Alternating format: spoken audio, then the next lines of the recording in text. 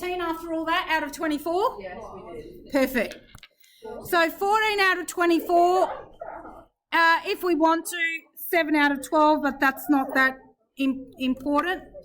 So that's 14. So what we're going to do is we're starting with a really small population. So in reality, we wouldn't need to go through all this rigmarole. But we're starting with a real small population, so you get a feel for what this topic is about. This is called the population proportion. Population proportion is denoted by P. Pretty simple. P for proportion. There's nothing too exciting about that. But what is important to recognise, the population proportion is always constant. So that doesn't change for that population. I hope you can appreciate where we're leading to.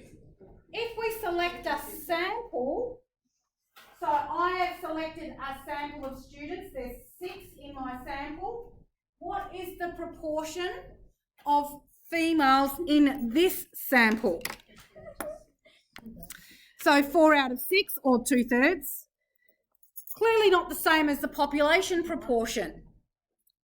Here's another sample of 6, and we've got 2 out of 6, or 1/3. Best probably not to simplify it, actually, in this context. So what we have is just showing you, again, reiterating the fact that samples are different. And so we are trying to just have a look at how these samples relate to the population proportion, how these sample proportions relate, and the fact that they are different, and so they are different, B and C, so they're different to the population proportion. Different to each other and to P. Now let's say we wanted to collect every possible sample in this group of 24 students or people. How would we do that? 6 factorial, are you sure? Does the order in which we select our sample is important? 24 to 6. Yeah. So 24 to 6. What is it, Alice? 134,596. All right, 134,596. So we did a bit of basic, not really, it's assumed from year 11 actually. Okay, so how do we distinguish our sample proportion from our population proportion? They're both proportions. So the sample proportion is denoted P with that little hat on the top. So that's the sample proportion. So that is different to the population proportion. So we do use a P hat for sample, P for population proportion. Each time a sample is selected, the number of females will vary. The value of the sample proportion varies between samples. However, it is limited. It does have distinction, right? You can't just have any random number to be your sample proportion. In this selection of 6, potentially our sample proportion can only be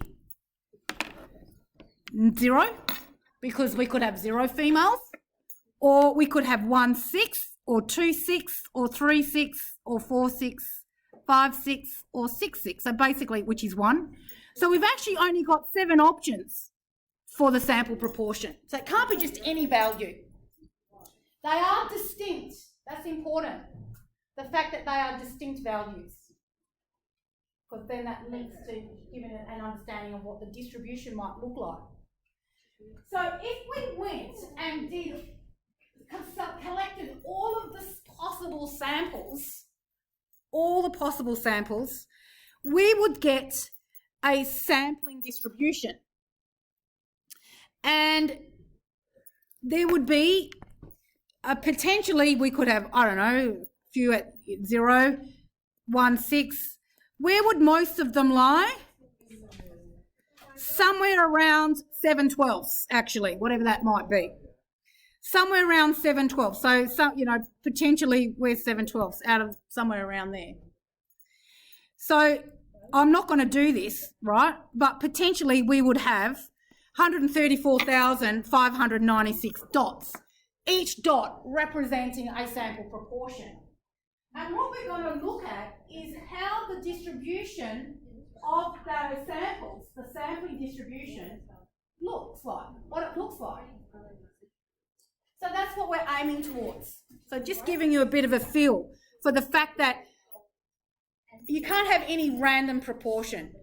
The sample proportion links directly to the number in the sample. Yeah.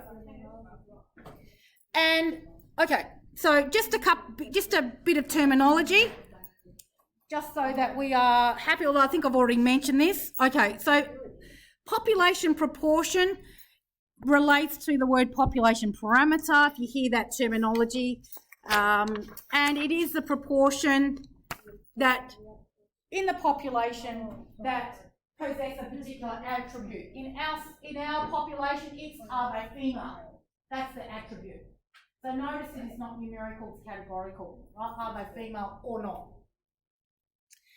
In the whereas the sample proportion is what we call a sample statistic, and it's that value within that sample that possess that attribute. So within the sample, what proportion are female? So the proportions will vary depending on the size of the sample, as I mentioned. So in our sample, which is size 6, there's 7 options.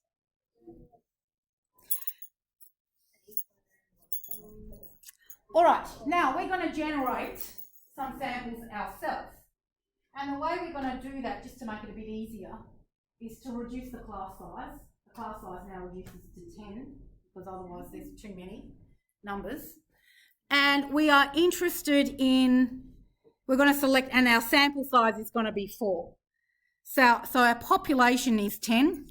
So the population proportion, if we're talking still girls, is 6/10. And we are going to select our sample of 4 students. So potentially 4 students, we're interested in whether they're female or not. And so potentially our proportions could be, sample proportions could be 0, no females, 1 out of 4 in the sample, 2 out of 4 in the sample, 3 out of 4, or 4 out of 4, or 1. All of them are female. So that is our options. We've only got 5 options for the sample proportion. So you're going to generate some data and work out the frequencies associated to these proportions. How many times are each of those going to come up, essentially, and fill out the table at the bottom? So, yeah, how are we finding the numbers? Good question. So there's a couple of ways of doing this. So someone give me a way. We could use binomial. How do we do that? Rand bin. And then what numbers do you put in? Yeah, what numbers do you put in? Good question. Be careful about what numbers you put in. 4, 0.6, 20, no. So what is the problem with that? What is the problem? What's the problem with that? 4, 0.620. What's the problem with that? There are 5 possible outcomes. More of an issue. Got more of an issue with that. So the 0.6 is not the problem, actually. The 0.6 is because there's 6 out of 10 females. So that is the that's your probability of success. Oh, there's 6, not 20. So where's the 20? What's the 20 supposedly represent? How many samples? We're doing 20 observations, right? We're doing 20 observations. So that potentially, yeah, we could do 20 all in one hit, but we've got an issue because that 4 gives us within our sample 4, but so that basically gives us, yeah, number of trials. That's your number of trials, 4. You're pulling 4 out. But there's a problem with this. It's a big problem with it. What's the problem? We're not getting it, you might as well just... We're not getting it. All right. What the problem is this? I'll give you a hint. Once I pull out a female from my sample, the probability changes. So we have to do them independently of each other, and we have to consider them as their own individual Bernoulli trial. So yes, we can use Ranbin, but we've got to go one trial, one trial, and 0.6 and 4.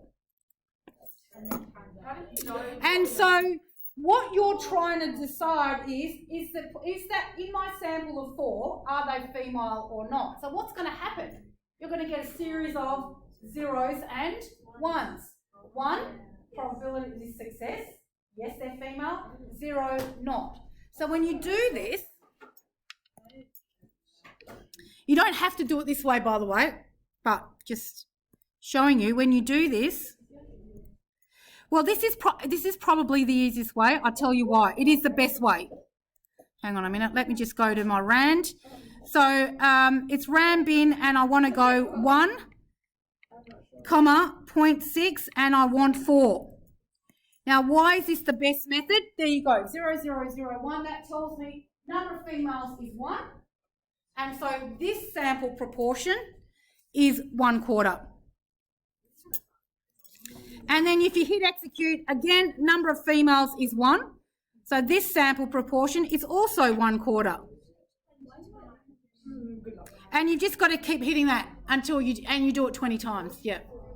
Yeah. So you could do Rand list, right? You could do Rand list. But what's the problem with that? You can't put in the probabilities. Well, you could, remember there's 10 students, right? So you could go 1, 10. Oops. What have I done wrong here? So we want numbers from 1 to 10, and we want 4 numbers from 1 to 10. Oh, it's the 4s first, isn't it? Sorry. Okay, so let me explain. So here's my list of 4 numbers. And so I could potentially say, right, numbers 1 to 4, that represents male, and numbers 5 to 10 represent female. So then you get your probabilities 0.6 to 0.4. But look at the problem, and the first one's got it, so that's cool. So I don't have to do it again. What if you've got a repeated number? If you've got a repeated number, that's technically the same person, which doesn't make sense. So if we do it this way, we have to discard that selection. Why are you doing 4, 1, 10? And keep and do another selection. So what does this mean? Student number 10, 7, 8, 6, they're all females. So 4 out of 4 females, because our numbers 5 to 10 represent the females and 1 to 4 represent the males. So we could do it that way as well. So the better way to do it with the binomial, because you don't have to worry about double ups. And so probably better stats that way. Because really we're just discarding data, which is not ideal. It's based on 20 samples. Yeah. Right? So this is based on 20 samples. This is what the data looks like. I've asked you to find a mean and standard deviation of that set of 20 samples. Now your samples might well be different to mine. My mean is 0.5875 and my standard deviation is 0.2274. So that's just done on the calculator. List 1, list 2, find the mean, find standard deviation. We can find the expected value manually. 0 times 1/20 plus a quarter, all that kind of thing. So yours will be slightly different. However, in theory, what do we reckon? Well, what's the probability for 0? Sample proportion of 0 in theory. What is it? What do we reckon? I don't know how to figure it out. Is it 1? Okay, so remember we've got 10. Yeah. We've got, we're choosing 4. from 10. So we're going to be out of 10 choose 4. Oh, I'm right, 1 over 10. Then if the proportion of females is 0, that means from the 6 female, we're not selecting any of them. From the 4 males, though, we have to select all 4. So there's your first one. And as I've left it blank because as a decimal, it's easier to compare the decimals, obviously. I think that's 0.005, just to 3 decimal places there. So keep going. And really, we're just trying to compare these probabilities. That's why I've changed those to decimals as well. Trying to compare those probabilities. Does it kind of make sense? So the next one would be, we're selecting 1 from the group. And then we're selecting 2 from the group. And of course, the more females you select, the less males you select.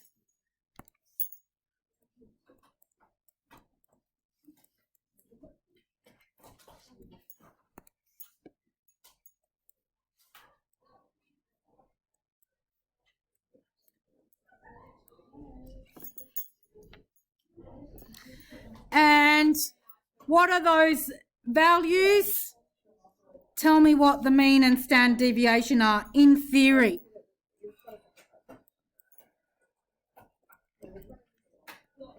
I think these figures are correct.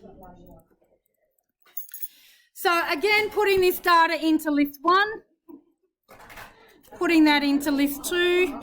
If you want to be really accurate, you can put the counting values into list as fractions, into list 2, and then call up a mean and standard deviation.